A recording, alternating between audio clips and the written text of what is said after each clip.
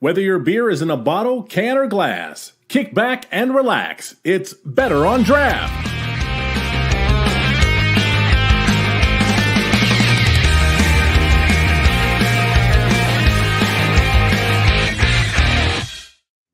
Welcome, everybody, to the actual episode 338 of the Better on Draft podcast. I got it right this week. My name is Ken. Thank you so much for joining us.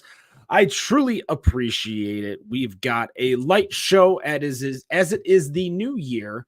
Dry January is upon us. It doesn't look like any of us are participating, so let's see what everybody is drinking. Starting with Rob. Rob, what do you got? I have Grainworks Bavarian Princess. It's a nice Hefeweizen out of Westchester, Ohio. And Wendy. I am drinking a Warped Wing Pirogue, I think is how you say it. It is a Belgian black triple brewed with coffee aged in bourbon barrels. I don't think I've ever had a black triple. I don't think I've ever heard of a black triple. I had to look it up.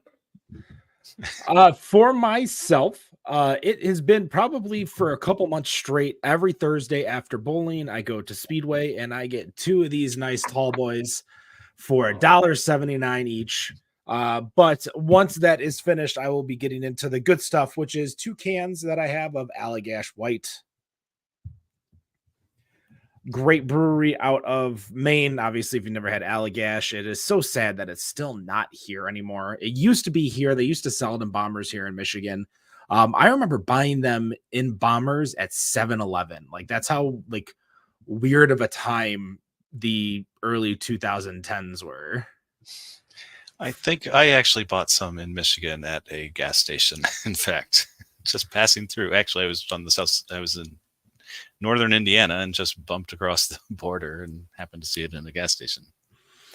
Yeah, I wound up hearing from Jack over at Zatuna Liquor, which is one of my original mainstay liquor stores. And I'm like, man, I want it, but I haven't been able to find it. And he was the one that had to break the news to tell me that it no longer gets distributed to Michigan as they kind of clawed back a lot of their distribution, which is probably smart on them just because there are so many brands in the state now, as well as so many brands entering the state and currently in the state.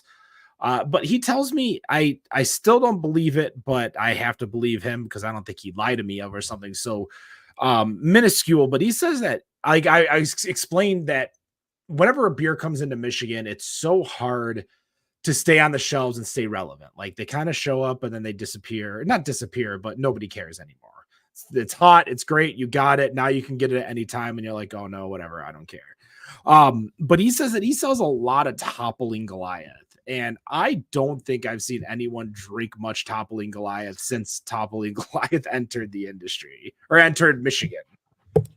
But is that because they don't sell it in our area? Is that true? I never realized that they don't sell it in Washtenaw. I think Oakland and Macomb County. Oh, that actually might be the case. I did have they had a barrel-aged Toppling Goliath beer that I had at a restaurant in Clinton Township a few months ago. Maybe back in November, and I was excited to see it, and the prices weren't too bad. So I'm like, you know what? If I'm going to have one, I might as well have one that's nice and heavy and boozy and sip on it all night, as opposed to, slamming something that's high, low ABV, easy to drink, crushable, as we call it here. Yeah, it's usually on the shelf at the liquor store down the road from me, and I will often pick it up as a 4-pack. It's usually just King or Pseudo Sue or something like that, but still good.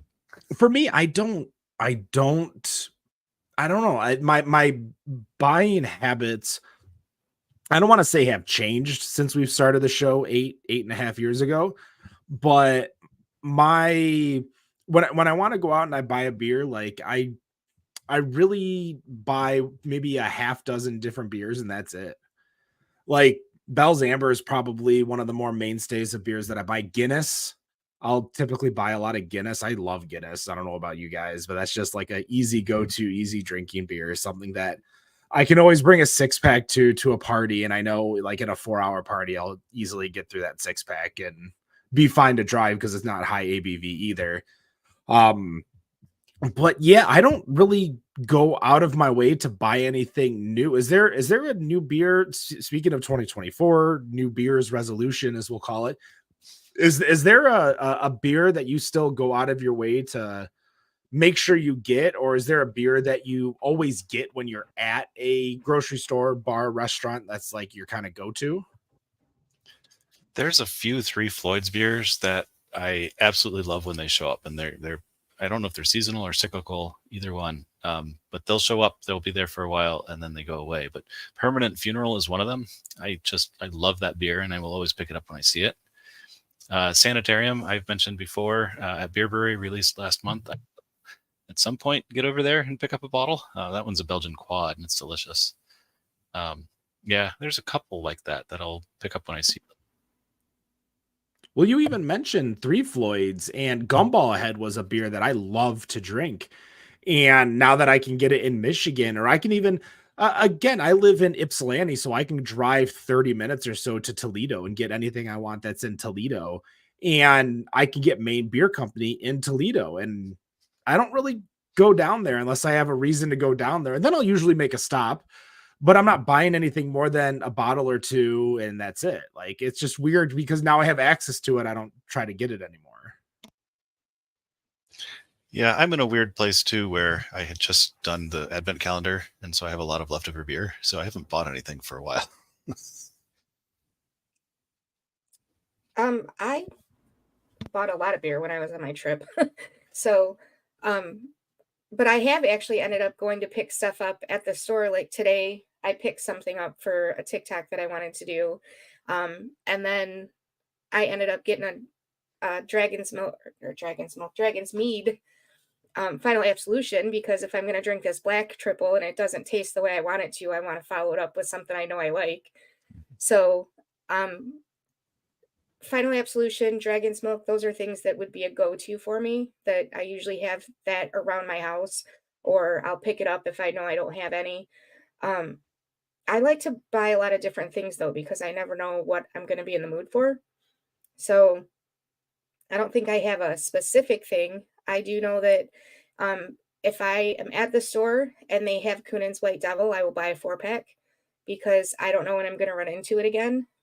So I make sure that I grab that when I see it. Other than that, I think it's just how I feel that day. What are your two's baseline level for the amount of beer in the household that you typically keep?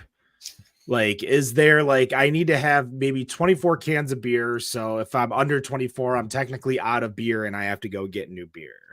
Like, what's that baseline for you guys with beer at the household where you say, oh, I have this much left, I need to go get more?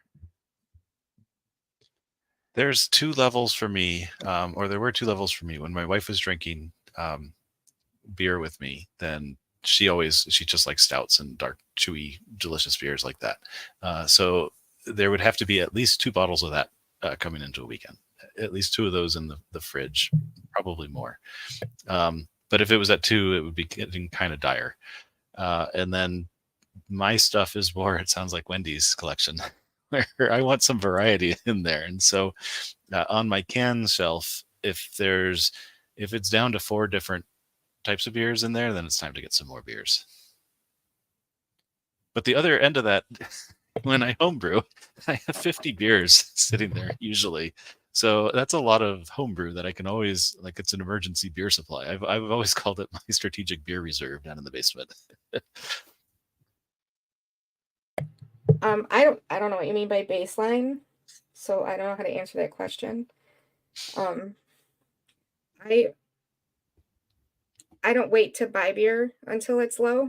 So now there have been times where I just don't buy beer. I'm not out and about doing those things, so it does get pretty low. But I have a closet in my basement that I call my cellar.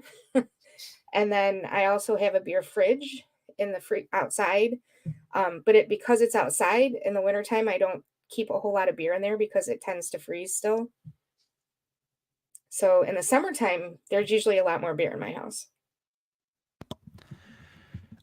I think for me, having the keg is always nice to have because it's just kind of like that's even so, that's usually my baseline. Like, I don't necessarily go out and buy beer unless I see something crazy or it's, my Thursday night special of my blue light.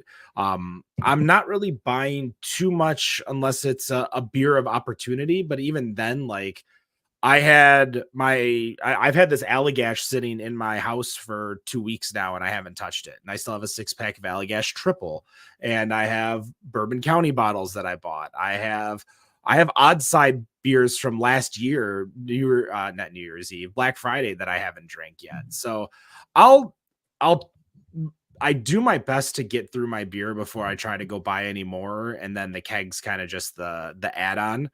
But I don't really. I don't know. I think as I've gotten older, old man Ken here, as we've learned, I'm probably the oldest person on this show with some of the mentality that I have. I feel that there's this, I just don't need to have a fridge full of beer anymore. And I used to have a fridge plus full of beer, like a mini fridge plus like a shelf on my fridge. If some of you have seen, and I'll see if I can pull up a photo, like there are photos where I used to have an entire like regular household refrigerator filled with beer, and now it's just like, I'll probably have like 10 to 15 beers around the house and that's it. Like I just can't, I don't know, I don't enjoy shopping anymore. Is that weird? Am I at the end of the life of the craft beer and the craft beer podcast? Like I enjoy beer, but for me, it's never really been about the beer. It's always been about the people. I was going to say it was never fun. No, shopping, chasing, dealing with people who overprice everything. Like the place that we go to, Wendy over in Canton, that place would have a beer that would like BCBS there on the shelves like $19.99 for the regular. I'm like, that's too much. There's another one over here. That's actually low compared to some of them, because most of them they're charging $23, $24 just for the base one, and then you go to Ohio and it's $13.99. Yep. Yeah, the chase was never fun, but it was just the people. I always enjoyed meeting new people and talking to people and learning about the beer itself. But the beer itself is just kind of, I don't know, it's secondary to that for me now. Again, maybe it's just me and my old age. It's into the winter now, but I do like a lot of evenings either on my back porch or someone else's back porch, and having beer on hand so I don't have to run out and get it before I head over or they head over is just handy to have. It's not so much the shopping that I don't like, it's the spending the money that I don't like. Well, that's why you got to get that. You just got to bite the bullet once a week for $1.79, 24 tall boys. Right. And it used to be like $8.99, $9.99 at most for a 4-pack. And now if you're not getting a 4-pack for less than $14, no matter where you go, which is annoying to me. On our YouTube, folks, if you're listening via the podcast, of course, you can watch live Fridays at 7:15 p.m. Eastern on YouTube, Twitch, Facebook, and even X and Instagram. You could chat with us just like Mega Wink Pub did. And they said, Ken, dude, that's why I brew good beer on hand. And I don't think, don't take this as I think there's no good beer or no good beer left or all beer is bad. Like the beer to me in nearly every situation that I think about how much I like beer has always been secondary. It's been, I want to go do this, or I want to go watch the Lions game. The beer is secondary. I want to go have a cigar with friends. The beer, usually whiskey, depending on where I am, is secondary. I want to go to a beer festival. I'm not there to really try 50 beers. I'm there to talk to people and see friends and say hi. And when you reach a certain point within the industry that we have, like if you go to a beer festival, and there's still a lot of fans that go to beer festivals, and you walk up and you know all the brewers because you've been to these breweries a handful of times and you've talked to them and you know their story and you know their story from listening to Better on Draft or another Michigan beer podcast. So the beer is almost secondary to the socializing. And it gets to the point where I get to some of these beer festivals, and it'll go like an hour and a half before I have another beer because I'm busy talking to everyone. So I don't think it's a good or bad beer thing. Like, I don't think I'm missing bad or good beer. But for me, it's always just been a part of socializing. Part of the brewing and knowing you'll have good beer on hand is that when you brew, you have a fair amount of beer from that process. And my last kit that I got, because I go the easy, cheap way. Well, not really cheap, but the easy way. The cheap way would be gathering the ingredients myself and all that. But the kit and everything, I think I spent $60 on the beer ingredients essentially for 50 bottles of beer. Like that's not bad. No, but because I don't keep that much beer on hand, like when I homebrew and I don't drink as much as I used to or as fast as I do, like that stuff just kind of sits. So I expect come like I have a fantasy football draft that we do every year. We do it in person. We've been doing this specific group of friends for over 20 years. And like I'm probably gonna brew a beer next year for us that we can drink while we do it. So instead of, because we'll all bring our own beers or RTDs or stuff, and now it's just like, oh, I can just bring beer. Like I can brew a batch, I can have fun doing it, maybe bring another friend over, and go, as opposed to what we did last time, which was I had all the extra brewery beers that we didn't drink on the show. And we got a little sloppy, that's for sure. I always forget how to pronounce the name of it, but it's like Petit Madrid or something like that. The little skinny bottle that we got from the brewery. Oh my God, that was so good. But God damn, that was an expensive bottle for sure. I was not worthy to drink that beer, that's for sure. And as Mega Wink says, good beer inspires social life. That's true. That's a lot of people like that little liquid courage to go up and talk to people. But if you've been listening to the show for the past 337 episodes, while it is about craft beer, I do not need beer to get me going to talk. As Wendy shakes her head, no. Like, I don't know. I met this guy 6 years ago and he still hasn't shut up. I wanted to talk a little bit more. If you have other comments about this segment, please go. And if not, I'll move on to the next part. I'm good. Yep. So Rob, you did find an article earlier this week regarding not necessarily like predictions about what's going on within the craft beer world, and what you think will change in the future. Why don't you go over some of these trends in 2024 that you think will change the entire market as a whole? Sure. So I found an article at 750.com, and they have 6 predictions for the trends to watch for in 2024. And we've kind of talked about this, but we've talked about this a lot just because we're always wondering where the industry is going and what's going on. But some of their predictions, they were paid to make them, seem to align with the things that we've predicted without being paid to make them. So the first one on the list was that taprooms would put a premium on service and hospitality.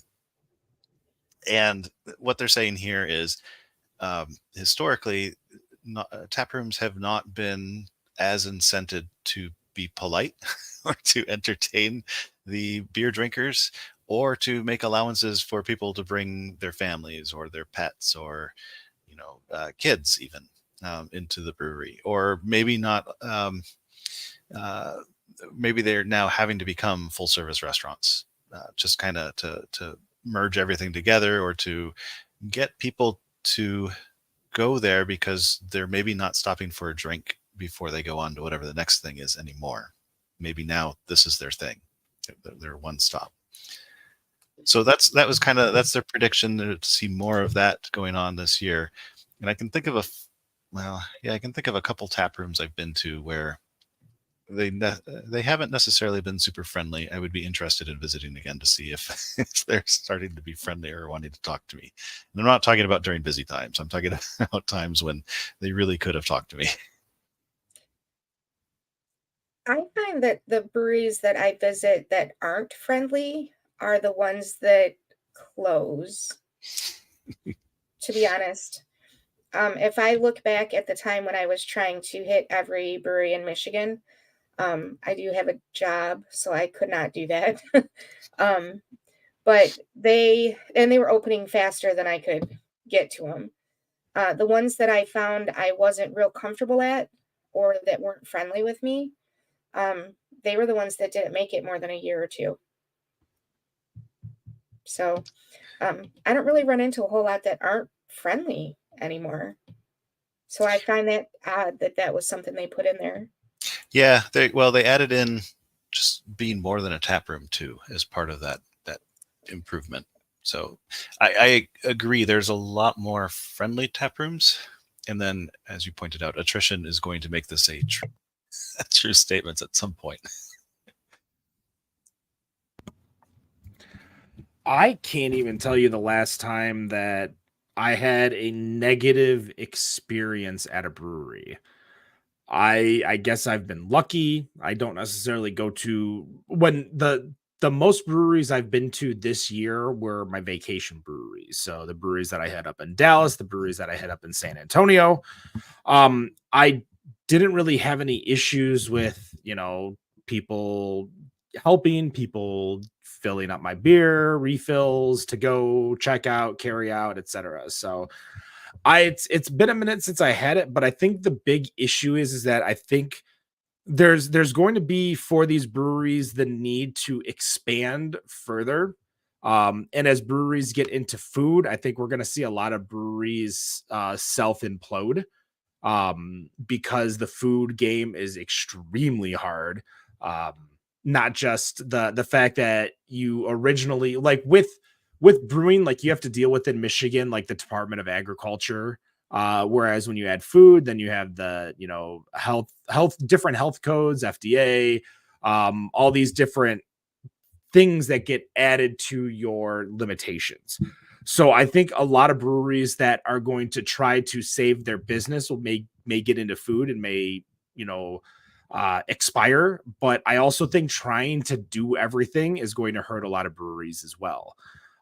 You do not have to be a distillery, brewery, winery, cidery, meadery. Like you can survive being just a brewery. You can survive buying in bond whiskey or wine if you want to just offer it to your customers so that you have it available, especially when it comes to stuff like spirits, because spirits have a long shelf life versus your other drinks. But in the same token, if you have spirits, then are you spirits only? Are you going to do mixers? Are you going to do cocktails? God, I've had awful cocktails. Like, are you going to ruin, cocktails when customers come? And on top of all that, like all these added things, you only have so much space in the first place. And are you cannibalizing your beer for other products? Or are you getting more customers in because you have those other products? And while it's important that we have it, say, on the Michigan Brewery Map app, when you download that, you could search for breweries that have all these different options, like the ability to find breweries that serve food or breweries that are dog friendly. I think you're going to you have to stay in your lane if you're going to want to survive. I think my prediction for you is that these businesses are going to do it. And I think the best thing to do is to not do it. I think some of those hybrid ones that work too are like, okay, so I'm thinking of a few tap rooms that have like bottled wine and stuff, simple to serve, simple to sell. Not mixed with anything, maybe mixed with if they're using syrups in their beer or something and people want to do that with their wines, I'm sure they'll be happy to entertain that sort of thing. But then they'll have the food trucks, and the food truck I think is a good compromise. I don't know what it does with legalities and such in Indiana, but yeah. And food trucks are so hot right now, no matter where they are, like everybody's into it.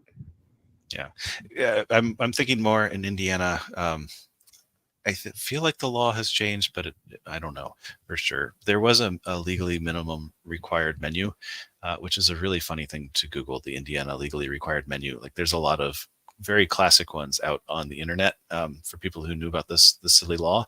I think Sun King had Oh, because the legally required stuff, one of it was that you had to offer a glass of milk or something like that.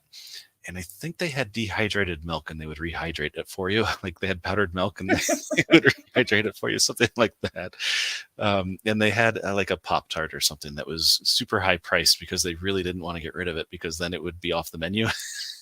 That type of thing. So anyway, that law I'm pretty sure has changed, but I don't know if the other laws around the difference between a tap room versus a restaurant change when they have a food truck. I really doubt that it does. I think that they are still a tap room. They just happen to have people bringing food inside. I'm reading up on this because I had never heard of a minimum food service is a legally required menu, and it's like you need hot soups, sandwiches, coffee, milk, and soft drinks. Wow, that is a lot of weird red tape. So an establishment that sells liquor by the drink must also serve food. So that's specifically for Albany, Indiana. So it might be different per maybe each city or each area might have its own version of the legally required menu. Yeah, it was a statewide thing at one point, and maybe now it's not. I don't know. I remember seeing like a bologna sandwich for like $800 or something like that on a menu somewhere. I can't remember where it was though. But it was something ridiculous. Yeah, so I get it a little bit more now that I'm finding this stuff, but it says I feel like we've talked about this on the show before just because I feel like I've seen this specific graphic that I'm about to show on the screen itself. But there is Pocket O Provisions, might be a hot pocket, might be a snake. And then it says it's not a snake. There's also another one, soup flavored soup. Yeah, this is the Sun King one. Yeah, this is from Sun King. Yeah. So we probably talked about this because this is from Sun King. Yeah, this is rehydrated condensed milk. We combine milk powder with water. So they have to serve it, but it looks, I see. So they made the prices so expensive that nobody was gonna buy it, minus maybe the coffee. Yes. Yeah, and they might have actually served the coffee. Yeah, it was covered in Craven's Coffee, which is one of our local roasteries. They do a really good job, and there's a lot of coffee infused beers around here that use theirs. This is just crazy to see here. Obviously everything gets put into the microwave. So, oh man, so obviously they're just trying to skirt the laws, which is fine by me because that law is dumb. But any brewery that wants to serve food, the food truck game is definitely good. The problem is that when you're dealing with food trucks, there becomes a lot of issues with it being a food truck. It showing up late or not at all, it canceling on you last minute because of weather. Your kitchen is, dependent on if the snowstorm gets there early enough or too late. What are some other, go on, Wendy. Well, I was just going to say the one thing I like about food trucks is that it gives you a variety. But then on the flip side, it also annoys me when the menu changes all the time somewhere, and I never know if the sandwich that I really like is going to be available. So I guess I'm one of those people that you just can't please me. Metazoa for some time had a permanent food truck, essentially. I think it's since changed. I don't know the whole story there.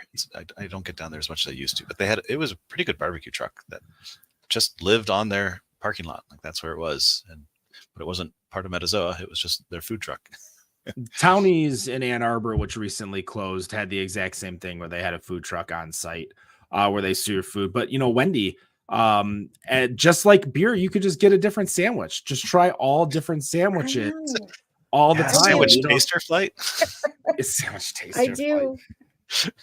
A sandwich flight. We should talk about that. What else is going on, Rob, for that article? Right. So the second thing on the list, I'm kind of excited to see if this one happens. It would be great. But breweries get more creative with festivals and events. And so that could be as simple as release parties, right? If more breweries, even small release parties, they don't have to have lines with, their patio being full of a graveyard or anything like that. It could just be, hey, we're opening at this time, we're tapping this, exciting keg. Doesn't even have to be barrel aged every time. It could just be, it's the first time we've ever brewed this style of beer, or, we're celebrating somebody got home from school successfully today, whatever.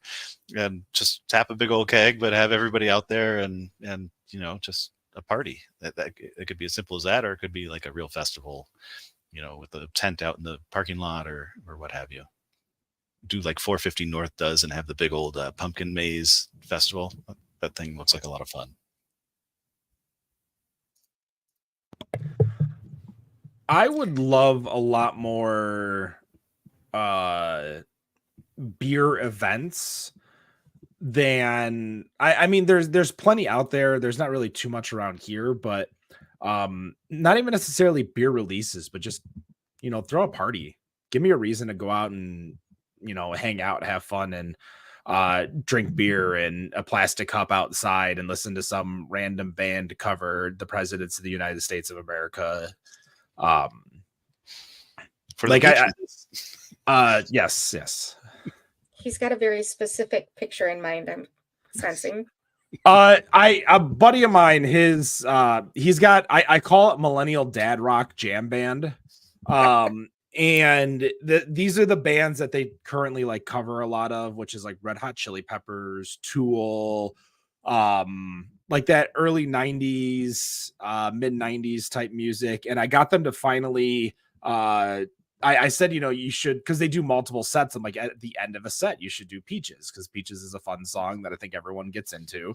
And they finally did it. So yeah, that was I had a very specific group in mind for that. But yeah, they don't do like 80s rock or modern rock or anything like that. It's just like weird. I say millennial jam rock or millennial yacht rock for the style of music that they play. Yeah, I can see that. Well, I am personally in full support of more events happening at breweries that are just weird and fun. And I'll be honest, my volunteer days are kind of behind me. So if any of the breweries out here need help doing that, I kind of have a background in it. So I'd be more than willing to help hook you up. Back in the day when cans were still kind of new, Sun King started doing a can invitational because they were doing cans. And so it was a beer fest, and breweries that canned their beers were invited to participate. So that was kind of neat. And then Upland has a Sour and Wild Funk Festival that I still haven't made it to, and I really want to, although Acid Reflux might not want me to. I've been to that one. Oh, have you? I think it would be a Yes. lot of fun. I have a glass from it that I fell into through a series of events. That's where I learned about Taxman. Oh, excellent. Yeah, they have some Yes. good sours. Yeah, very good. That was an interesting festival. We were walking around with Tums and Gas X in baggies, though, because Yeah. that is a long day drinking sours. That's kind of been my impression of it. Yeah. I'm guessing that's what you'd have to do for Nucleate up here in Ann Arbor. For sure. Or about what's that, Swansea Day? I would love to do something like that. That would be awesome. Yeah, I think all that's fun. I get acid reflux just thinking about it, but it might be worth it. The next item on the list is more brewers pursuing non-alcoholic and mindful drinking options. The non-alcoholic is kind of obvious. The mindful drinking had to do with things like supporting diversity. So diversity-focused breweries. One of the examples here was a what was it? I didn't find it right away, but it was a beer aimed at Indian Americans, and it had more flavors from like India in it. So things like that. So that's one example of diversity. The non-alcoholic trend, I think we've been seeing and will continue to see. So I don't think that's too surprising. But I did notice like Hop Water was called out a few times, not just the brand, but the other ones, like the idea of it, just hop infused water. What do you The think, Wendy? smaller sizes too, I thought that was I think that's interesting because a lot of them, some of them are switching over to those, the 19.2 ounce cans. So instead of getting a 4-pack or a bomber, I'm now going to get the 19.2 ounce cans, which to me is kind of counterproductive, but I guess I get it. When I was at the store today, I saw 2 guys come in looking for Voodoo Ranger varieties in the big cans. So they're working out. They were very specific in that when they didn't have the flavor they wanted in the big cans, they looked at the 6-packs and were like, no, we'll come back next week. They know that they could combine a couple cans and get there. I guess. I'm not sure. I thought it was funny. I'm like, I can show you something else to try because they had they were looking for IPAs specifically, and they had all the Bell's ones are in the 19.2 ounce cans now too. So they could have had like 3 different Two-Hearted flavors. I don't know. Oh, go on, Rob. Well, I was trying to remember. I think it was the Frogiclaus. Yeah. From Hop and Frog. It was the first time I encountered the 8 ounce cans, the 8.5, less than 8.5, 8.45 ounce cans. And well, that one's a 13% beer, so it makes a lot of sense to have such a small can of it. Kind of perfect. But that was the first time I ran into those little guys, and I kind of like them. We've been advocating for those 8 ounce cans, like the Red Bull skinny cans, for a lot of these high octane ABV beers for the long time. Like, God, I would probably buy more Griffin Claws Flying Buffalo, or other beers that typically come in cans if they came in a easier to drink where I don't have to open up a 16 ounce bottle. Like, the thing that I dread the most, I don't know if it feels the same way to you guys, but when I get to a beer where I know I'm only going to have one beer, but I'm at home drinking by myself, like I feel kind of bad. Like, oh, I'm only going to have, and what's crazy is I could drink a 6-pack of Bell's Amber and not feel the exact same way as I am a 22 ounce of Bourbon County. Like, it's all mental. But in my mind, like, I don't want to crack open that because I know that's the only beer I'm going to have. That's only 22 ounces I'm going to have. So I need to make it last the night, or I need to make it last for the time, because I can't be hungover the next morning at, 7 a.m. or 8 a.m., whatever time I get up to move through the day. Wendy, you're smirking at me. So my problem with that is when I drink one of those, I get just enough of a buzz that I want another beer. So now I'm arguing with myself that, I could have just one more. I'm at home, I'm not driving, right? So yeah, I totally get what you're saying though. But typically the reason, smaller one, I'd be okay with it. The reason that I have to open one of those up is because that's the only thing that's left in the house. So another beer would be another one. Oh yeah, that would. And I just can't commit to it anymore. Like I can't commit to that kind of a beer at home anymore. And I'm not one to, I don't drink really during the week, minus when I'm at bowling, which you get my weekly bowling Miller Lite pitcher at on the Michigan Craft Beer Discord. If you check the show notes, you can go and join the Michigan Craft Beer Discord. But yeah, during the week I don't drink too much anymore. So I'm pretty much, and that's not even like I drink whiskey or I drink something else. Like I just don't drink. I don't go to if I'm at a bar, I don't go to a brewery during the week, but like it's soda or water, depending on if I want caffeine or not. Like that's really the only decisions that I make. Going back to the article though, and going back to what like smaller sizes, hop water, like there's some of these things that breweries can do to make NA friendly equivalents. Like here in Michigan, there's a lot of places that carry like Faygo. Like that's kind of the shtick for NA beers, or not NA beers, but NA beverages, is because most of them don't have like a water gun. So they don't have fountain sodas. So everything has to be in a can or a bottle. So Faygo is typically a good spot to have. Hop water obviously costs ingredients. Like you can't just infuse hop water and not and not charge it or not have it cost something. So you have to have something available. But I would love to see in Michigan the removal of NA beer from the beer class. Therefore, other breweries, whether they're a brew pub or not, can just simply carry it for everyone. They can easily, without any red tape, without any bending of laws or fun interpretations of the law, carry NA beer that's not theirs. They can, hell, I don't care if Michigan makes it has to be a Michigan NA beer. You know what? Great. Let's find a Michigan NA brewery, or, I know Two Roots is gone, but let's find an NA beer that gets made. I think Petoskey makes one that gets distroed, or at least the hop water. But there are ways to get around it to appease the customer that we just need to get rid of government red tape. But at this point, I'm going to be honest with you, and I'll say it loud just because, what the fuck is the Brewers Guild in Michigan doing? Because it feels like they're just not doing much over the last 5 years for Michigan craft beer. I, as the consumer, do not see any benefits that they have made. And I would love to be wrong. I would love to be like, you know what? You don't see it because it's X, Y, and Z. Great. I'll come back on here and I'll put a retraction on the next episode. Please tell me. But it feels like the Brewers Guild lobbies for show, but gets nothing done.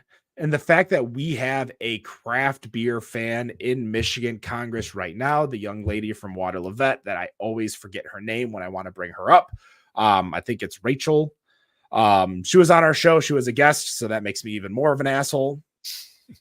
But again, you have someone in there that is available to lobby, available to bring stuff forward, and you're just not using her. You're not using these people, and these younger people who are in the Michigan State and Michigan House. And I'm sorry, Rob, I know you're Indiana. I'm sure you have plenty of red tape over there too.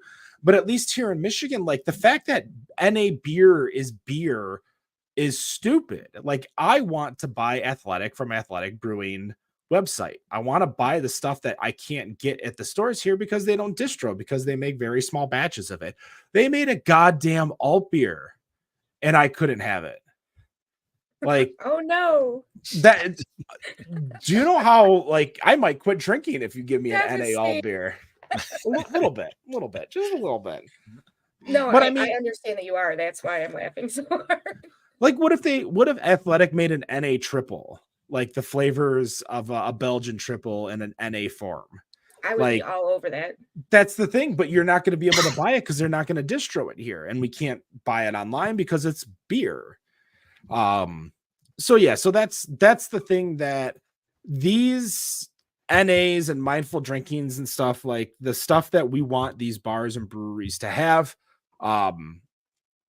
they can't do it on their own. They need help, or they need the ability to go out there and purchase beer to easily be resold. That's you make a strong point about NA beer not needing to be covered like alcoholic beer. Like, that would open up so much in the tap rooms. Well, so when the laws in Michigan were created, what was probably the NA players in the world? It was probably the big dogs like O'Doul's, Labatt's, AB, InBev, or, AB, Coors, Miller were probably your only options. Labatt, maybe here in Michigan, Molson, assuming they have an NA. But now, like, NA beer is such a huge thing. And when you have brands like Partake and Athletic that are making amazing beers that I just simply can't get because they're not, well, they're making amazing NA beers, but I can't get them because they're quote unquote beers. That just kind of bothers me. It doesn't seem like it's good marketing, because if you allow beer shipments into the Michigan, sure, it's going to cut into Michigan sales, but what it's going to do is it's going to allow Michigan breweries to ship beer out. Like, I was talking to a brewery where people have been begging for their beer to get shipped because they're a longtime player in the state. I won't say their name, but it rhymes with Mark Dorse. And they can't ship out, but people want their beers because everyone knows about Plead the Fourth. Crooked Tree. They used to ship I don't to know who you're Indiana. talking about. Right. But again, yeah, like having the ability to ship out beer, people who love wax wings, oh my god, just imagine how big wax wings could get if you just allowed wax wings to ship out of the state. Oh, I'd love it if they could just ship it to me. That is the one thing I do miss about the early COVID days was all the beer deliveries from the breweries. That was such a nice thing. But now, like, you need like a distro license to be able to do that. God, I'd get a distro license and just be like, all right, this is where I'm shopping for beer this week. I'm going to be in Traverse City. If you want Traverse City beer, I'm going to pick it all up and then deliver it. Like, you might have a business model there. I was just going to say, maybe that's what I need to do. That's how you visit all the breweries. That's how you visit all the breweries. That's for sure. So I again just cut down the red tape. We're only going to be doing one episode today. No news segment, so we're going to go a little longer today. Just kind of shooting the shit and talking. But we got a few more things that is in that article, Rob. First, I want to defend the Indiana Brewers Guild and say that I know that they are working for me and have led to some good changes of laws. I don't know if it's good or bad, but like, for example, we are now allowed to have kids in bars, and whereas we could not before. Instead, you'd leave them in the car and go inside and drink, and then later. Is that what your dad used to tell you? Like, oh, you can't come in here, stay in the car. I'll keep the heater on. You'd think, but no, I grew up in Ohio, and kids are allowed to sit at the bar and everything, and parents can buy the kids drink and everything there. Like, Ohio is a civilized state.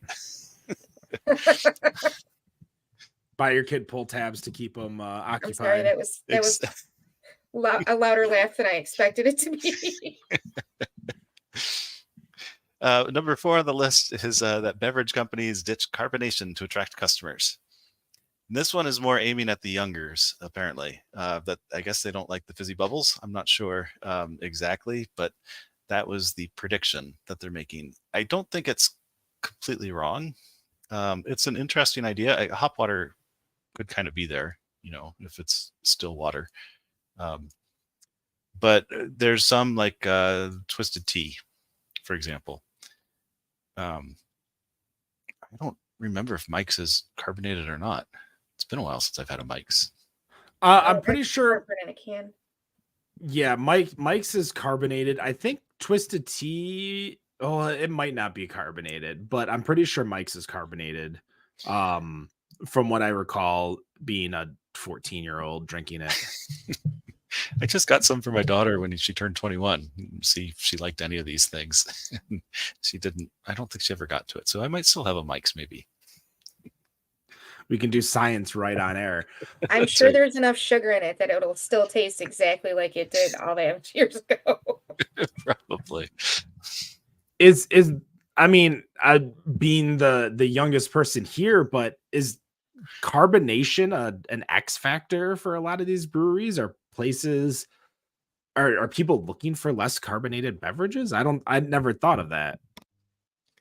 I did not either. Yeah, I was honestly surprised by this one. I had to reread it a couple of times when I first found the article. This one seems like possibly their boldest prediction. Like, I did not realize this was a trend or something people were looking for. I guess it's kind of like cocktails, though.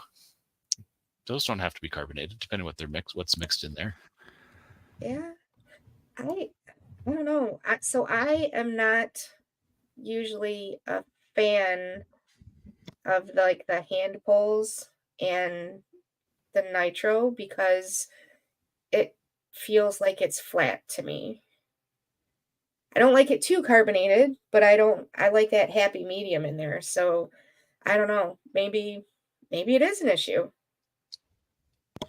So I used this website, google.com, and I searched for do younger generations want less carbonation? And It talks about how a lot of the younger generations moving away from alcohol, which I think is part of it. They're moving away from conventional beverages like soda and sugary drinks. So as they continue to move away from that, so I feel like their drink choices are different than carbonated beverages. Therefore, that's why they don't want carbonated beverages. So I don't think it's like, oh, I'm against the carbonation. I think they're just beverage choices are less carbonated beverages in the first place, which in turn is what kind of what the article is now saying is that they're not, it's aiming at the younger people because they just don't want carbonated beverages, not because they're anti-carbonation. Or they're looking for different beverages than what their parents drank. Bats McGee and Twitch. Somebody put this up there. Was that you, Wendy? Yeah, Go on. I like it. I'm a simple man. I want breweries to have beer. I like it. Yeah. I mean, I think there's a lot of people who, you know, when they go to a brewery, that's what they want. They know they're going to a brewery, so they know they're going to get beer. That's what they expect to get there. And it's kind of almost like when there's, you know, every comedian has this joke where a person goes to a vegan restaurant and is asking for a cheeseburger. Like, you don't go to a vegan restaurant asking for a cheeseburger. Like, it's just kind of almost like an unwritten rule. But as these breweries become restaurants, become distilleries, getting their winemaking license and adding all these, like, it's almost like it's forced upon them now that they have to carry, they have to have, because you have to appease to this mass spectrum base, because you're fighting for the little scraps that are out there right now, as there's 400 plus breweries in the state of Michigan. Bill Carney on our Facebook page. Again, you could chat with us just like Bill is doing. Properly carbonated is what he's looking for. There's a certain brewery in Central Michigan that overcarbonates their beer, and I won't buy it because of that. It's too fizzy like a Coke. I mean, I think everybody might feel the same way about that. Just kind of like, I don't want to, you don't want to get too full on the gas, too full on the carbonation, and you're like sucking in all this extra filling in your stomach, and you're hiccuping and you're belching, and it makes drinking a poor experience. It's the wrong choice if you're running a beer mile. It is. We should try again. It's been a few years, but the guy who ran like the fastest beer mile and constantly broken records, he's just from Windsor. Like, he's right across the river here in Michigan. We've tried to get him into our studio back when we were in Royal Oak a bunch of times. But he talks about, because you have to open the beers too, and they have to be bottles. They have to be 12 ounce. They have to be a certain ABV. Like, there's qualifications for the beer mile. And then after that, it's just kind of like a free game. So you can pick whatever. And you watch this dude, and the fact that he can run the beer mile that fast, it's just ridiculous, because he does it in like 4:20, like 4 minutes 20 seconds, a beer mile. How many beers does he have to drink? 4 in a mile? Yeah. So he drinks 4 beers in 4 minutes, 4 12-ounce beers in 4 minutes, plus runs a mile. So you start the entire. Can't decarb them to begin with either. Yeah, you can't decarb them. They're bottled and they're capped as you go pick them up. So you start by chugging, running a quarter mile. You have to grab your beer, pop it open, chug, and you have like you can start like run jogging while you're drinking. And you have like an area, like maybe a 16th of a mile, that you can like kind of like continue to move forward while you drink the beer, and then you go run a quarter mile, and you do that 3 more times. I don't know what the spill limit is on it either, but I've watched video, because again, the video is less than 5 minutes, and I don't think I recall the guy actually spilling any beer. Like, the beer mile would he be disqualified if he wore his beer instead of drank it? Oh, I'm sure he would. Oh yeah. But I'm sure that probably slow him down. I'm sure that like That's right. spillage probably is the issue is probably not finishing the beer. That's probably the biggest thing is you prematurely toss it away because the beer as you're trying to chug it, is smacking down and up and it's getting all this foam inside the bottle and you're like, is that too much beer? Do they get to pick which beer they chug? Yes. Or is it something that's given to them?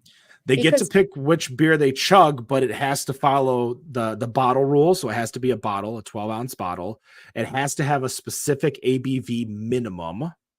There might be other rules too, but those are the two biggest ones that always come to mind. So dragon's milk is not too carbonated. That might work. Oh my God.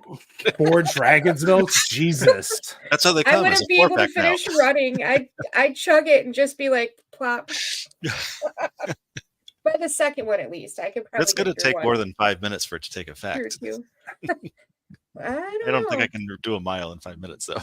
I've done chug challenges on a Facebook group that I'm a part of, so I definitely will pick the beers that I'm using for the challenge based on the carbonation involved, like the Blapple, the Busch Light apple beer.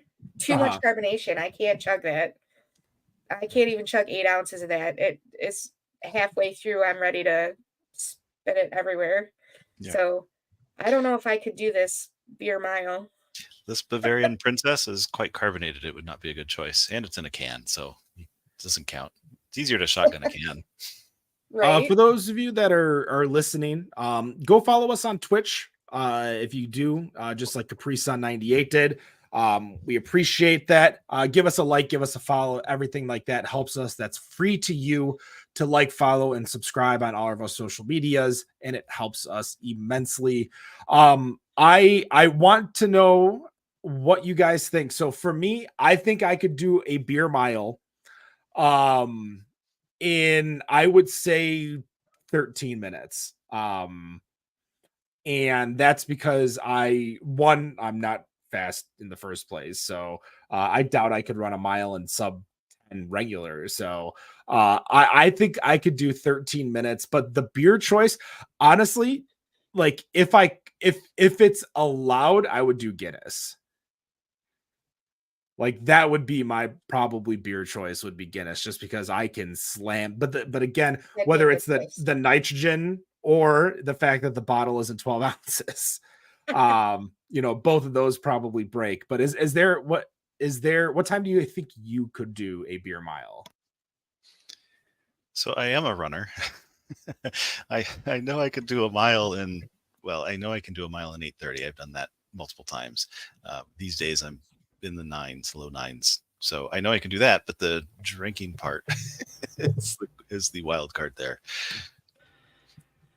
What would I don't know what I would pick still. I've been thinking through that. I have no idea what I would pick yet.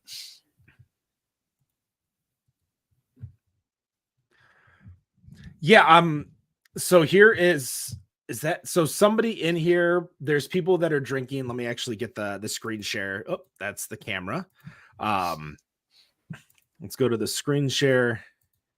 So again, if you're not watching live or if you're watching via the podcast, you can go check this out, but we'll make sure to put the notes in there. But you can kind of look in here and you can see, I think I see a Ballast Point top right here. Sierra Nevada. Sierra Nevada Pale, Blue Moon.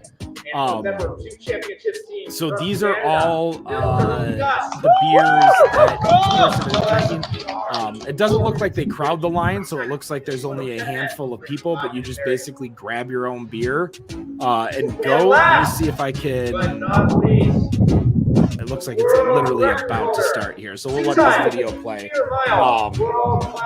But yeah, for me, the strong point is I can easily chug the beer, but it's the run. We used to play years ago. We used to play the Flip Cup.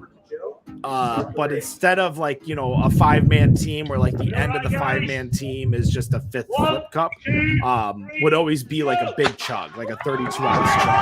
And so I would always be in that area of what I would do. That's what I would chug. There they go, checking the bottles and stuff too. Bill Carney with the great joke. Yeah, but they can't. Can they check in the bottle and untap when they run the mile? So again, having the ability to chug a beer. This video is the video's longer because it gives you a lot of context. But again, this is going to kind of show you the pass off, Wendy. So you're going to be able to see this. But I do want to thank Worldwide Beer Fest over on our Twitch for following. Thank you so much. I appreciate it. So I'm guessing this is Corey Belmore, who in 2021 did this. But this is the little thing. So this is where they get to chug the beer and go. But again, they have to crack open the top too. So imagine if you like flip it off or like you accidentally lose your bottle opener and you have to go chasing after it. So that's why I guess the Blue Moon and the Sierra Nevadas are popular. They're twist-offs. Right. Oh, all right. If you're not drinking beer, you gotta crack it. That's smart. Fast race so far. That's very, very smart. That's I noticed it's very wet right before that line where they have to. Yeah, I was curious about that because that was wet before they even got to their first bottle too. So who knows exactly what this is? That guy that's behind him too is actually pretty close. I thought the Corey Belmore has been like the pinnacle of I can look at it as I'm kind of doing a few other things. Sorry. But yeah, look at this. Like, I'm trying to look at all the other bottles, but I can't really see everything. A lot of the things are koozies. I'm guessing because it's easier to grab, because it has a little bit more friction, like it's not too cold or anything like that. Yeah, it could be. Their fingers might be getting slippery after spilling so much beer.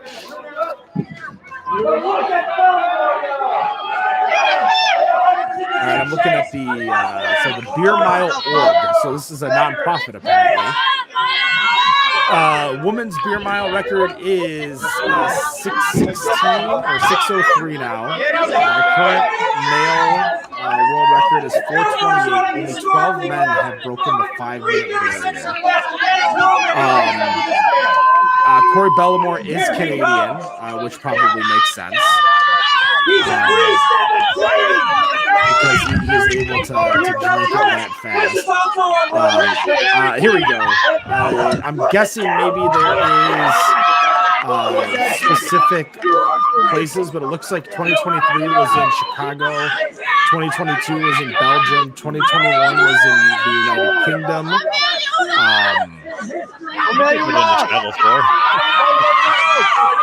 These are where the team championships were. And there's also a 2-beer mile. It's only 4 beers, but it's the 2-beer mile is 8 beers, 8 laps. Holy shit. The 2-beer mile is 10 minutes and 18 seconds. Look at these guys. Some of them are struggle busting on that last one. And if you see the time, it says 4:11. So this dude's about to hit the finish line here. The person who picked Sierra Nevada did not do so. Again, you can check out the video over on in our show notes, or of course, if you're watching live, you can watch it. But there it is. The finish line. There's guys still chugging the beer before their final lap. That is how ridiculous the beer mile is. I feel like I have a couple of friends that could actually really exceed at this event. If they only knew about it, I might send them that video. I mean, I think the goal is to get under 5 minutes. I think that's what a lot of people want as like personal goals for the competition. Like that's, you might not be able to beat Corey Belmore, but can you mute the video? I didn't know the video was on audio. It's muted on it's muted on my screen, so who knows? I'm sorry, guys. We might have to cut that in post if anything bad was said or anything like that. I didn't hear anything. No, there wasn't anything bad. It was Oh, just god damn loud. it. Y'all, it was just loud. Yeah. Oh, the video was loud. Okay. I don't know Yeah. why. Like the tab was muted, so who knows? I don't know. Anyway, Anyways. Yeah. Anyways, that's right. So that's the beer mile. What else do you have for this Right. article, Rob? Number 5 was one that I'm pretty sure we brought up last week, and I think is a really good one. Breweries will consolidate to share resources and survive. And that means more than just buying each other up, although that's on this list. But it also involved sharing equipment or using equipment or, basically contract brewing or something similar to get the kegs in your tap rooms that you can sell your beer, but maybe you don't have to have the equipment.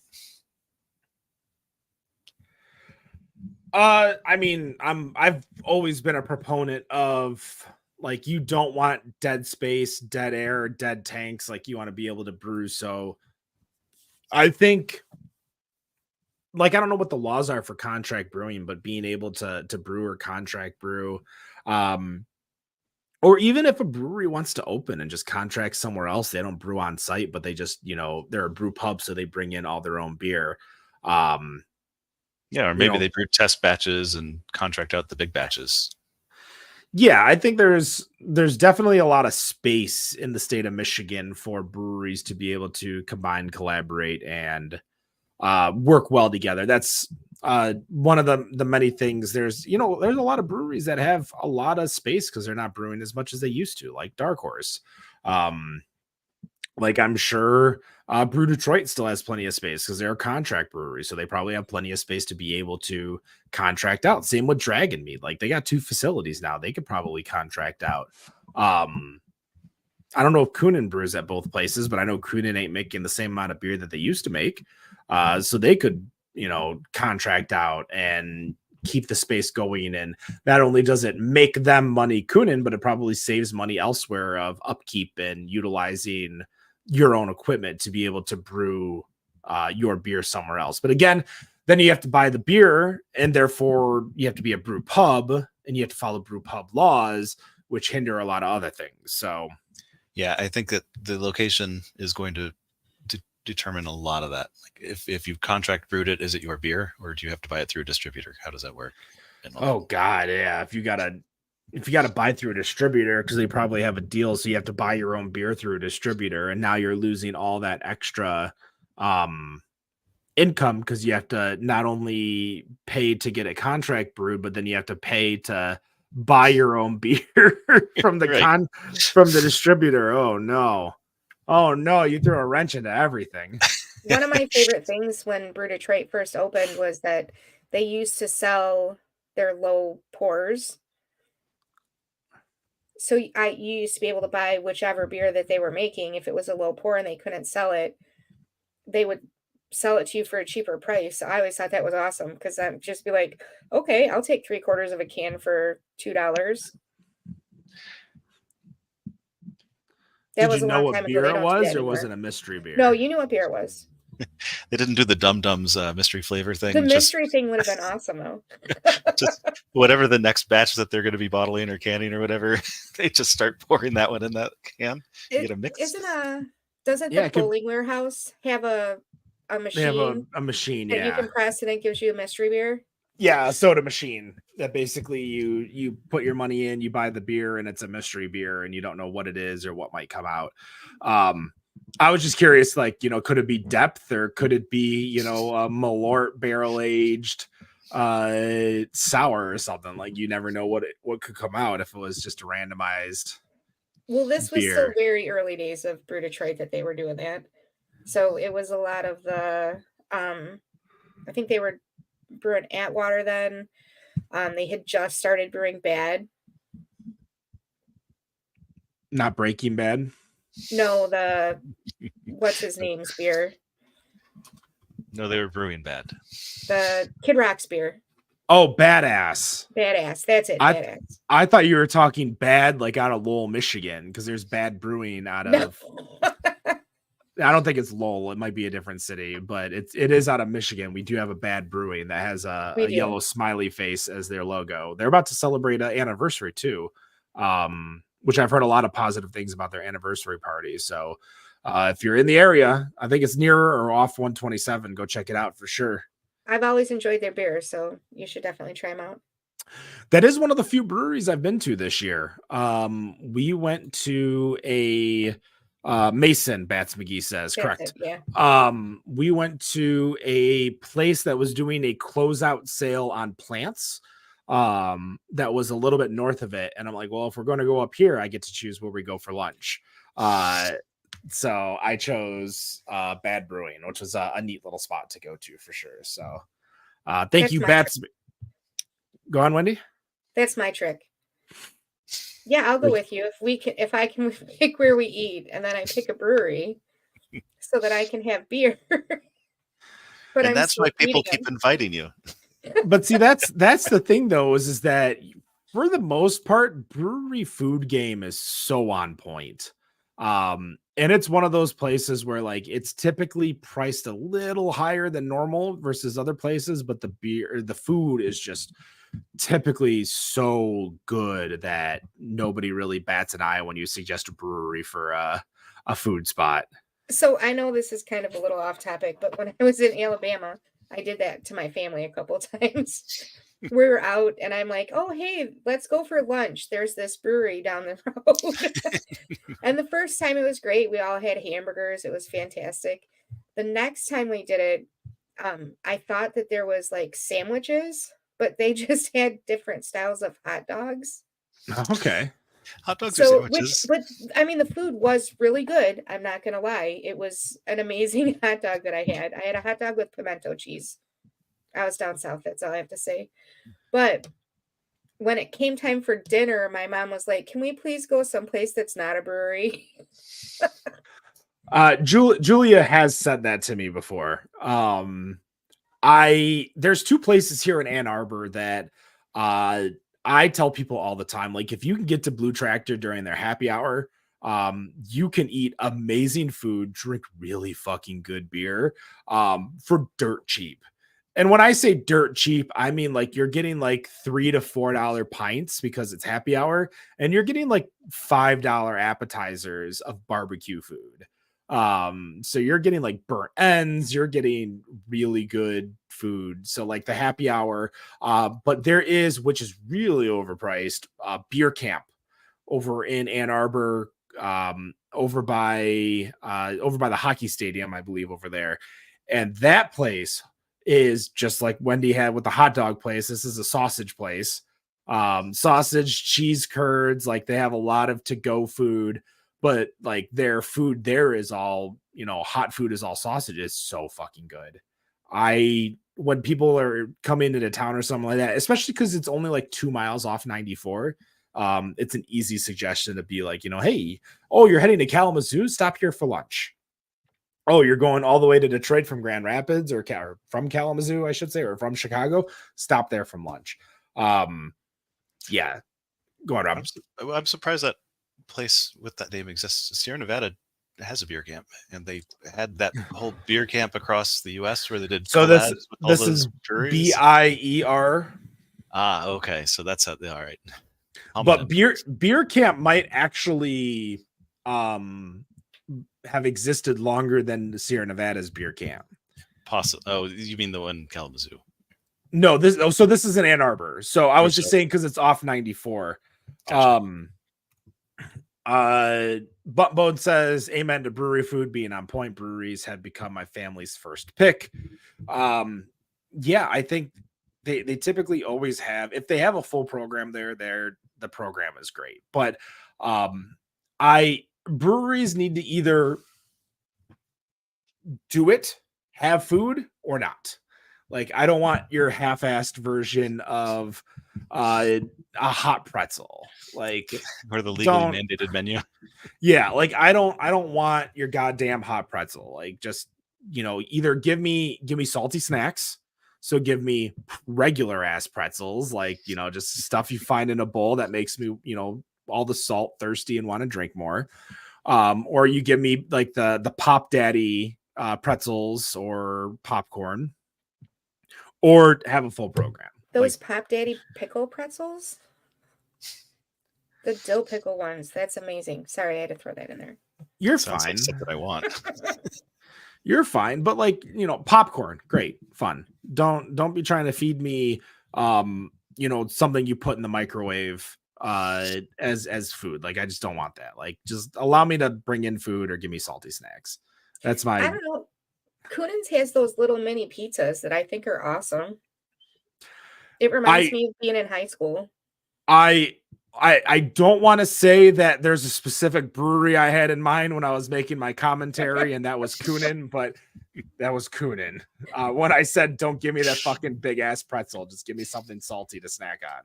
No, I like the pizza option. The That's little fine. tiny one does remind me of high school, but I'm just being a curmudgeon. Rob, there's one more, I think. There is one more. Oh yes, brand value is becoming a selling point. This is such marketing.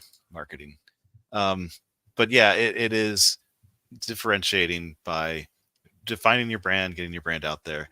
I thought it was interesting. They talked about 10 Barrel as one of theirs, and so I guess 10 Barrel is. So they're far enough away. I've only been there once. I don't know anything about them or what their vibe would be or what their brand means really at this point. But they were listed in their one I've been to. Allagash was one that was brought up, and that theirs brand is Maine.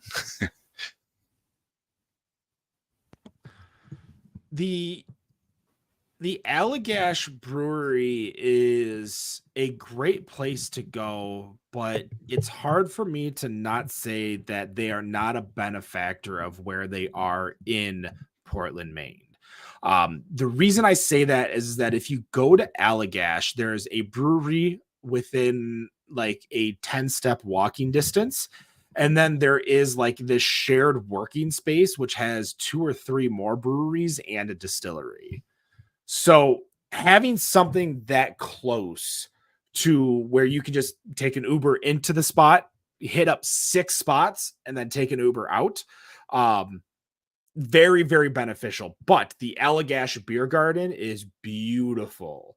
I think they have, they might be a place that they have a food truck that is permanently there. From what I recall, there was at least a food truck there. I'm pretty sure it was on like bricks, like it wasn't going anywhere. So I don't think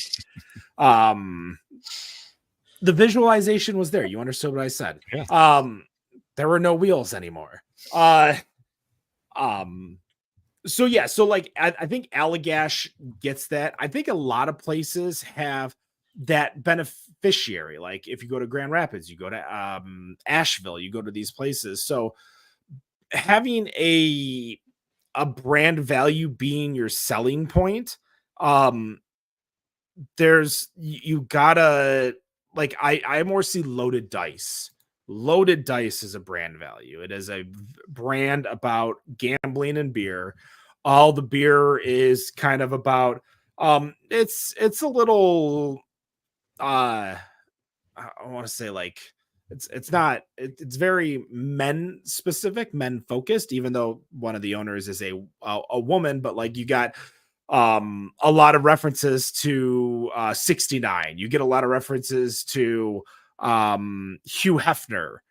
You get a lot of references to Gamble. So it's definitely has the right marketplace for their brand identity. Whereas there are some breweries that don't really have anything. Like Arctic Circle has brand identity, but it's different.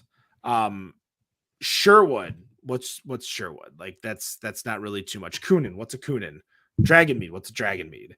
Like there are places that I think you can lean into, whereas some of these I don't think you can, and I don't think it's going to help them a lot in the future. I'd say Jolly Pumpkin falls into a brand. They've got a pretty strong game going. Well, Jolly Pumpkin leans into Ron Jeffries' ability to make the world's best sours. And I don't think you could open Jolly Pumpkin in 2024. I don't think you can have a new sour kit on the block that does only sours, has the distribution footprint that they have in 2024. Plus, what's a Jolly Pumpkin? I would call it a sour house. They have Not everybody knows that though. If you're so many reviews, if you're an alien and I had said here's a Jolly Pumpkin, you're gonna be like, what's a Jolly Pumpkin? Like I get you. It's not so much on their name, but if you know Jolly Pumpkin, when you've had a Jolly Pumpkin beer, if you liked it, you know you're gonna like another one.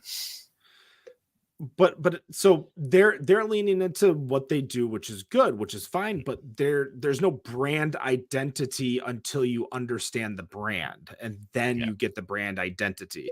Whereas if I tell you Loaded Dice Brewery, you're gonna at least understand, oh, it's gambling themed, it's a brewery because it's in the name.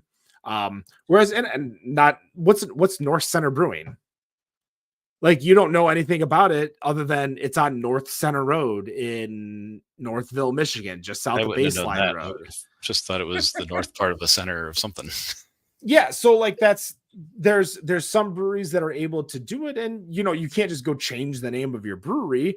So North Center leads into just the different things that it does, but having that like beer identity, brewery identity, when you think 10 barrel, like when I think barrel, I don't think barrel of beer. I think whiskey. I think, spirits. When I hear 10 barrel, I think that they're brewing small batches, 20 keg batches of beer. Is that what it means? Yeah. I don't think the brand identity focuses so much on what the name is. It's on how they present that brand out across their organization. I think that's what Rob's point was with the Jolly Pumpkin. Yeah. Is that you're going to see those beautiful bombers. If you are familiar with Jolly Pumpkin, you know what they are. If you've never heard of Jolly Pumpkin, you might have to be introduced to it. But if you didn't know what Nike was, you wouldn't know what it was just by looking at Nike. I mean, that's fair, but I'm looking at the article, which of course, if you're listening live, check out the show notes after the show. But it talks about like there's a brewery called Love City Brewing, which is in Philadelphia, which is the city of brotherly love. Like there comes a point in time where like you only have a certain amount of time to make your mark. And if you don't make your mark, you don't make your stand with what your product is, what you're presenting to the world as a whole, you're gonna lose it. So breweries that are named after, like Sherwood's named after the owner's last name, so like that's what we know. Like Kunin, same thing. Kunin is the last name of the owner. But when you get to breweries like I just you have one shot to sell yourself, and you can't come in there with a shitty name that doesn't make any sense. But here we go. Here, I was trying to figure out the name of it, and of course I lost it. Brand value. So when people talk about Bell's, do you know Bell's or do you know Two Hearted? Like the beer brand Two Hearted is kind of eclipsed what Bell's is. Therefore, you now have Dark Hearted, Light Hearted, Double Two Hearted, Double Black, Double XYZ Two Hearted.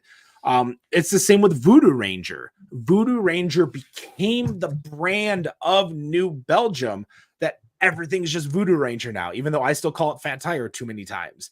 But Voodoo Ranger is their brand. So they lean into Voodoo Ranger. Bell's leans into Oberon. Founders probably leaned into something, and whatever. That's who they are. So brand awareness is going to be key, but if your brand name doesn't make any sense, people are going to be like, what is it? That's just my thoughts. You could disagree with me. I don't care. I'm typically wrong on this show. No, I don't think you're completely wrong. I think that some Yeah, of it completely is some of it is the slant selling too. Like Taxman, they have a lot of tax and similar themed names, for example. But all of their cans have their symbol on the front. Well, almost all. There's the expat ones that don't. So if you liked a Taxman that because you bought the 401 cake because it's got a funny name and you're an accountant, then you will see another beer with a very similar label on the shelf, and you might pick that up next time. And everything I've had from them I've liked. So Bowen says Dragon's Milk is another beer that became their own brand. 100% true. I was talking about Dragon Mead today, one of my favorite beers, Final Absolution, and I almost called them Dragon's Milk instead of Dragon Mead. And I think that Dragon Mead does have a very solid brand because they've got that whole Knights thing going on, and a lot of their beers are named after stuff like that. So I do think they have a very solid brand, but that kind of eclipses that every time in my mind. Well, prior to the craft beer boom, there's probably a lot of people that used to call Dragon Mead Final Absolution. Like the brewery itself was named Final Absolution just because that was the name of the beer that everybody drank, that everybody knew, the beer that got distroed. So again, like you don't like the brand is important, but you need to be able to build around that brand, which I think is what the article is saying, to be their big selling point. So that is going to do it. Better on. Really? Oh, go on. Hi. No, we have to talk. We have to talk about the other half thing. Okay, let's talk about it. Let's talk about the other half thing. I'm with you. Talk about the other half thing. Wendy, the floor is yours. So last week, you can pull the article or the Twitter thing up too if you want. Last week, Rob brought up the other half Destination Brewery in Chicago.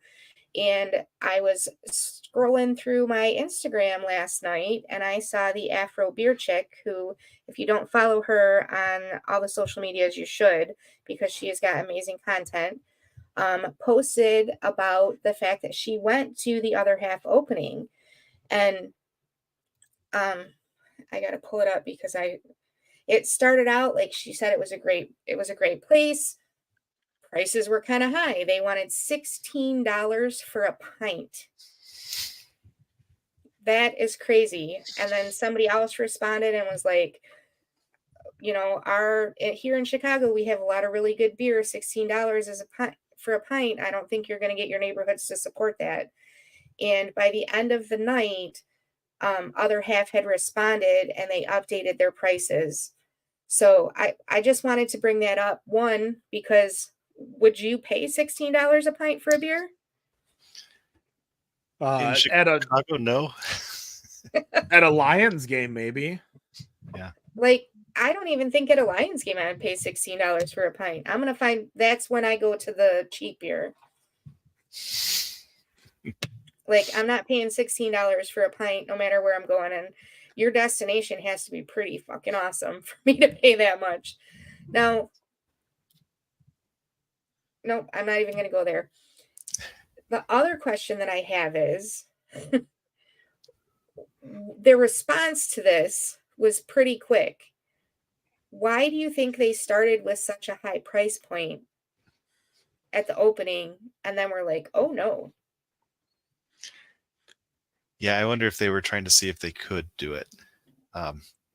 If they had the same cachet in Chicago as they left New York with. Like, I don't remember paying $16 for a pint in New York either. No, I think that would stick in my memory. Yeah, this is.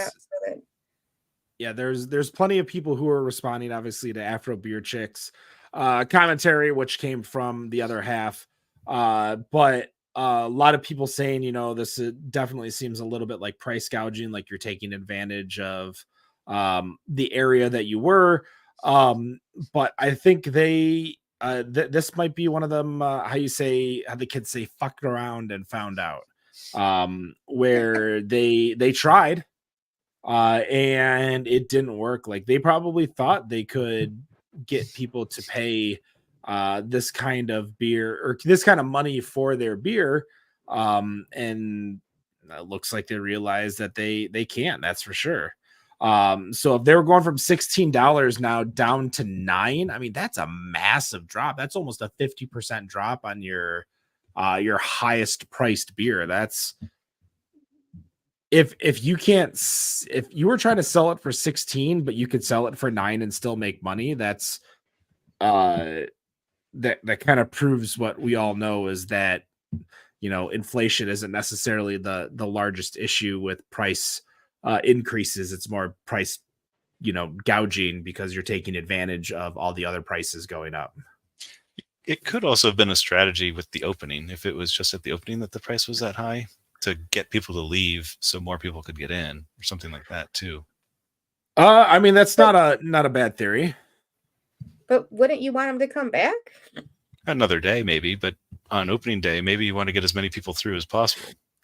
I'm not going back if your beer is $16. Well, I'm not gonna lie. there is that, but now it's not. I mean, now it's $9 because we said it was too high. Where's that guy? The price of this beer is too damn high.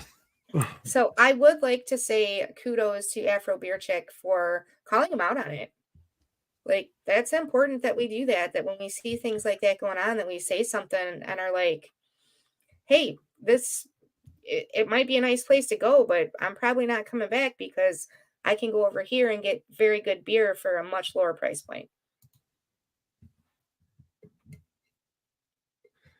Yep. So it looks like she posted back on just yesterday. So here are the prices of Other Half in DC. 16 ounces, $8. Half liter of their rice lager for $10. Their Bach is $12 for the half liter. That's the most expensive beer they have in DC, is $12 for a half liter of their Bach. That's got to be a pretty good Bach. Yeah, I mean, that's still what I'm seeing right here, because I was trying to figure out how many ounces in my head was a half liter, and it's 17. So I'm guessing it's a specific glass that they have, but even then, like, that's still $4 cheaper than the price of a pint at Other Half Chicago. That's for sure. The ads here on Twitter or X are really weird now, to say the least. So yeah, is that it, Wendy? Did you have more? That was it. I just wanted to bring that up, and because we had talked about it last week, and I was like, $16 for a pint? Are you kidding me? So, and the fact that they were like, nope, and they brought it down because of that post, I think that's awesome. Here we go. Here is their pricing chart. Their non-alcoholic hazy was $14 a pint. Their regular hazy was $14 a pint. Oh man, this is definitely a place that I would never go to. IPA, Imperial IPA. The first one was an Imperial, hazy IPA, Imperial IPA, lager, IPA, triple IPA, Imperial West Coast IPA, hazy IPA, Berliner Weiss, hazy IPA. That lager is an IPL. I'm sure. Don't test me. But a Mexican lager for $14 for a pint at 5%, that's pricey. That's for sure. That's gotta be a damn good Mexican lager. That is the power of the people, that's for sure. Which I just bought a 4-pack of, is it a 4-pack or a 6-pack of a dark Mexican lager from Creature Comforts for like $12 or $13 for the 4-pack. So I'm just saying. Well, if it's okay with you, Wendy, We're good now. that I is just going had to to do get it that one in there. for this extended episode of the Better on Draft podcast. No news this week. We will see you next week. And no matter what you think of your beer, we think it's Better on Draft. Have a good night. Cheers.